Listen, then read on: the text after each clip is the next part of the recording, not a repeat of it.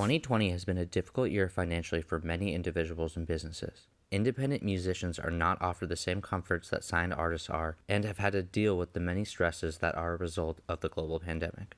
Amari Purnell, who goes by Amari, is an independent artist out of North Carolina. The 23-year-old rapper has been making music seriously for the past 6 years. According to Purnell, Yeah, I did some live shows before. I haven't done any since this hit. We were supposed to go to Texas. A few little spots that me and my friends did manage to get, they all went to shot. So and I'm a newer artist, so I'm limited to certain places right now anyway.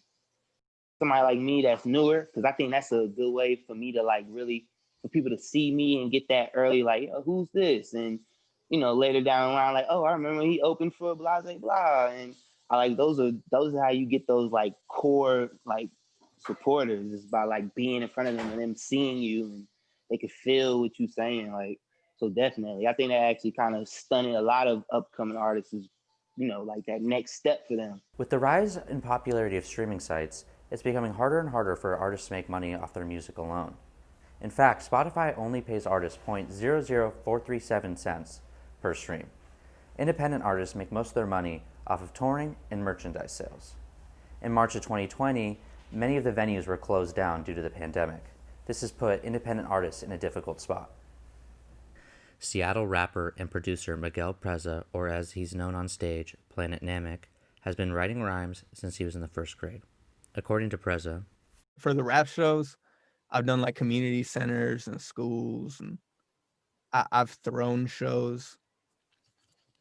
I did the New Hop series at Northwest University. Since the pandemic started, we had to cancel technically 2 shows, because that would have been New Hop 3 and then my homie's album release party, and I was going to be performing on there. David Bello has been making music in the Boston area since he was in 7th grade.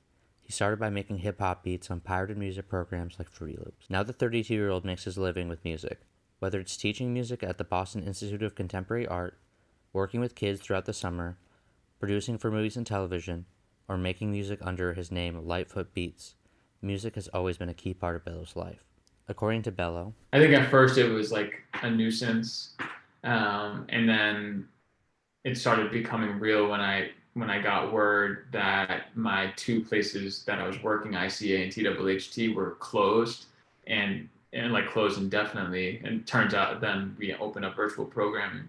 Before we knew that pivot, that was the first realization that that income is gone.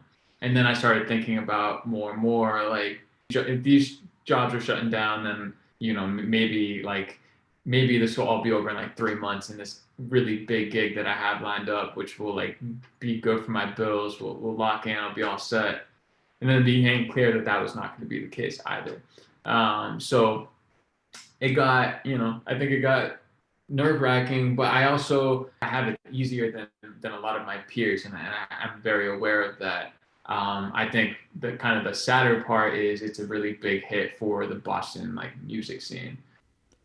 many artists around the country have struggled during the pandemic, though there is light at the end of the tunnel. I think it's gotten more personal for me, being that I'm forced to be more confined and to myself, or to your inner circle and family. So it's made my music has gotten a lot more personal in the last year compared to anything I've ever made.